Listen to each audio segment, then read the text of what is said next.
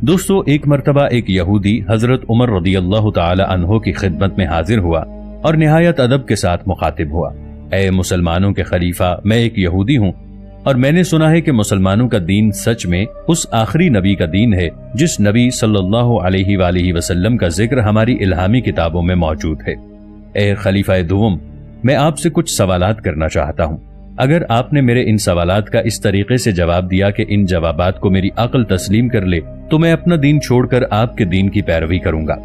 تو حضرت عمر رضی اللہ تعالی عنہ نے فرمایا، اے ابن آدم، اگر تم واقعی میں کوئی سوال کرنا چاہتے ہو تو تم حضرت علی رضی اللہ تعالی عنہ کے پاس چلے جاؤ، تمہیں تمہارے سب سوالوں کے جواب وہیں سے ملیں گے۔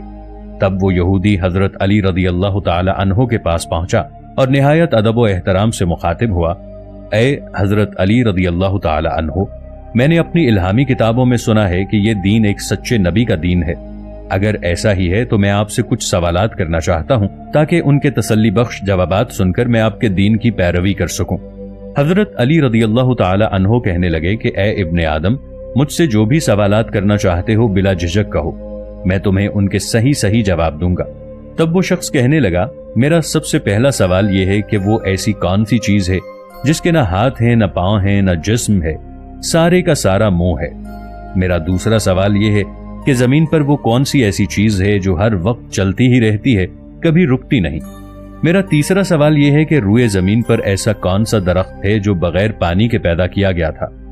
میرا چوتھا سوال یہ ہے کہ آپ کا دین کہتا ہے کہ لوگ جنت میں کھائیں گے، پیئیں گے، مگر پیشاب اور پاخانہ نہ کریں گے، یہ آخر کیسے ممکن ہے؟ میرا پانچواں سوال یہ ہے کہ وہ ایسا کون سا درخت ہے جس کے سائے میں انسان 100 سال تک چلتا رہے، اس کا سایہ پھر بھی ختم نہ ہو۔ میرا چھٹا سوال یہ ہے کہ ایسا کون سا انسان ہے جس کی عمر خود تو 50 سال تھی لیکن اس کے بیٹے کی عمر 100 سال تھی، یعنی وہ بیٹا اپنے باپ سے 50 سال بڑا تھا۔ میرا ساتواں سوال یہ ہے کہ اس زمین پر ایسے کون سے انسان تھے جنہیں مرنے کے بعد دوبارہ زندہ کیا گیا۔ پھر آٹھواں سوال یہ ہے کہ اس زمین پر ایسے کون سے 2 جانور تھے جنہیں مرنے کے بعد دوبارہ زندہ کیا گیا تھا۔ میرا 9واں سوال یہ ہے کہ وہ اللہ تعالیٰ کے ایسے کون سے پیغمبر تھے جنہیں اللہ تعالیٰ نے آسمان سے زمین پر بھیجا تھا۔ وہ پیغمبر نہ جن تھے، نہ انسان اور نہ ہی فرشتہ تھے۔